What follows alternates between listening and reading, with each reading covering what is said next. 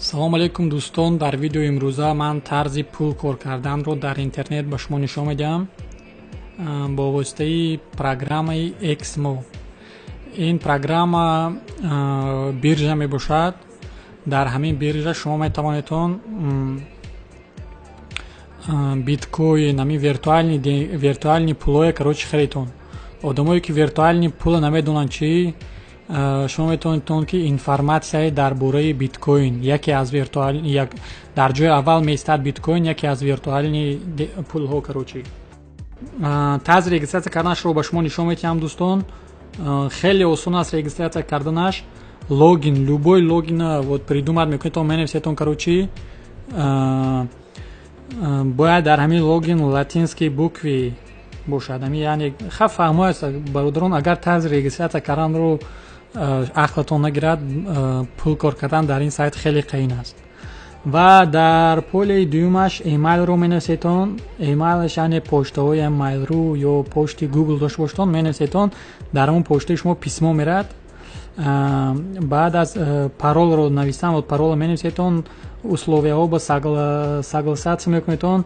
агар хоҳен, агар мона соглашение условияи ҳамин сайта мехонен, маъқул одамое ки хеле грамотни бояд хонанд ҳамин условияҳои ҳамин сайта.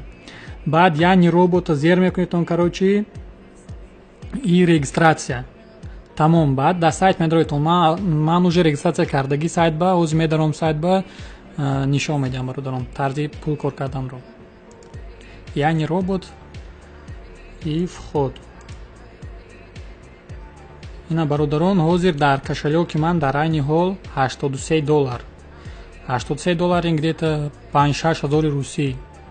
2 ҳафта пеш ман дар ҳамин сайт, ин сайтро ман дар интернет хондам дар бораи ҳамин сайт ва информатсияҳо ман маъқул шуд карочи ҳамин сайт ба регистратсия кардам, дар омадам.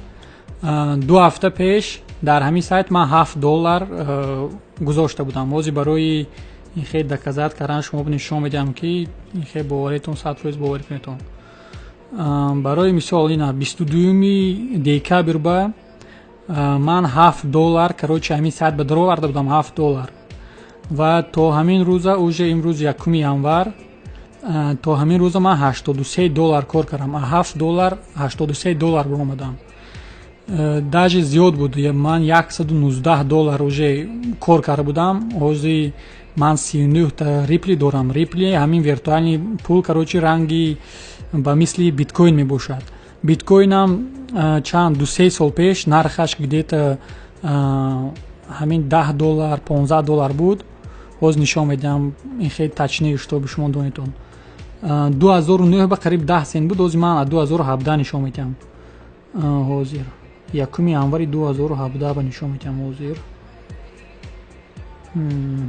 ина 1 январ ба $936 буд ҳамин биткоин. агар шумо $936 ба як дона биткоин мегиртен, соли ҳамун гузашта ба соли 2017 ба ина бенетон, дар байни як сол максимални нархи ҳамин биткоин $19891.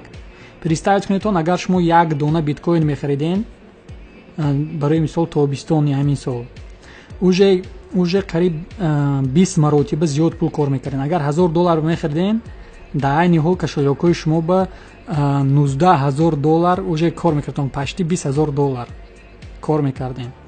ҳамин рипли ҳам ба мисли биткоин мебошад, виртуальни денги. агар надонедон ки ин чӣ, барои бисёр маълумот гирифтан дар интернет дароитон хонен биткоин, рипли, ҳама чи аст. азбаски ҳамин биткоин хеле қимат аст, ман рипли ки тарговатсия мекунам. рипли ҳозир нархаш 1 ҳафта пеш 99 сент 70 сент буд нархаш. ҳозир то $3 биромад. вақте ман харидам 99 сент буд. ва ҳозир тарзи кошелёка, ин хеле тарзи пул мондан дар ҳамин сайти XMO ман шумо нишон медиҳам. XMO ин биржа мебошад. ҳама одамот дар ҳамин рӯи ҷаҳон, Америка, Россия, дигар давлатҳо тарговатсия мекунанд виртуальни ҳамин пул кати. тамоми маблағҳо ҳаст. агар ин хеле ягон кас киви ҳамин шумо агар киви кошелёк ё картаҳои Сбербанк фарқаш не дошта бошед. Допустим, агар хоҳед доллар катӣ, агар хоҳедтон евро катӣ, агар хоҳедтон рубл, агар бачое ки биткоин дора метавонтон биткоин катӣ пур кунед. Ҳамин сайта тарзи пул пур кардан дар ин сайт бе ягон проблема мебошад. Тарзи бароварданаш ина вивести, тарзи дароварданаш инхе пополнид. Барои пополнид баланс мана инҷа ба агар карти виза, мастеркард дошта бошедон, барои ин шумо ба лозим мешавад верификатсия. Бояд даниётона, тамоми даниётона ҳамин сайт ба партоитон ки инхе штоби шуморо верификатсия кунад. баъд аз ин шумо метавонтон через картаотон пул партоитон. Агар одамое ки мехоҳанд ки инхе даниёшон напартону инхе как би парица накунанд, гуфти русай аст, метавонитон ки як кошелёк кушоитон, кошелёки пер. Ман кошелёк ман пер дорам, кошелёк картем ҳамин кошелёки пер мепартом. пер ман ҳамин сайт ба карочи пула пур мекунам. $7 пула пур кардам дар ҳамин бовоситаи кошелёки пер. бародарон ба фикрам ки фаҳмо тарзи пула пур кардан дар ҳамин сайт фаҳмо аст.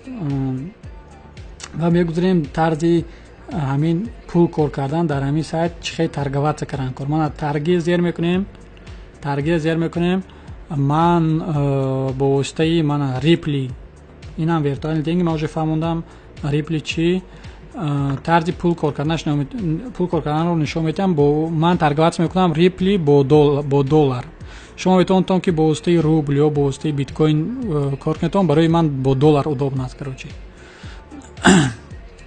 мана бародарон, ҳозир ман якта ордери кушода дорам. мана $3 ба агар ҳамин курс $3 ба брод, барои мисол инҷа $3 ба брод, ман қариб чанд ҳозир 80 қариб $30 чистой прибили ман $30 мешавад.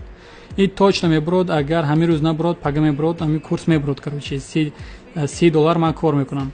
агар наброд, бемалол отменит мекунам.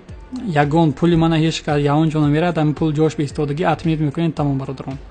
ва тарзи хариду фурӯши ҳамин рипли, агар дилотон харидан бошад, барои мисол шумо ҳозир $7 пур карден, менависен $7 ҳозир допустим 4 дона, допустим 3 дона рипли дилотон харидан бо нархи $2. ина $2 зер мекунен. $2 зер мекунен, иток $6. и купит зер мекунетон, ждат мекунетон. Короче ҳамин курс $2 ба фурод. ҳозир нишон метиҳам курси рипли барои мисол ки шумо ихе фаҳмен тарзи пул кор карданашро.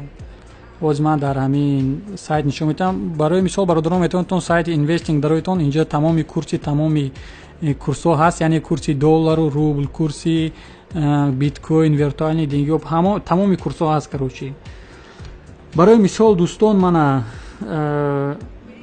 дар ҳамин ҷа агар допустим ним соат пеш минималнеш ҳозир ман дигар риноки Palinex, шумо метавонтон Exmo кор мекунам. ина сайти Exmo ба, яъне ни сайташ ҳамон биржа ба медароем. Короче биржа ба ҳозир якта рипли $2.11 мебошад. барои мисол ҳангоми курс фуромад бародарон, мехарен допустим мана $2 минималнеш $2 мехарен, гашта курс меброд допустим $3 мефурӯшем. иҷдад мекунен уже прибили шумо чанд, агар $100 кати будми, вақти ҳамин $2 хирдам шумо вақти ҳамин курс фуромадам ва шумо агар $100 ба мехариден, иҷдад мекунен агар курс брод $3 ҳамин курси рипли брод, уже чанд, уже як маротиба уже $100 шумо кор мекунен. барои мисол агар $10 бошад, $10 чисто свободный прибиль мешавад.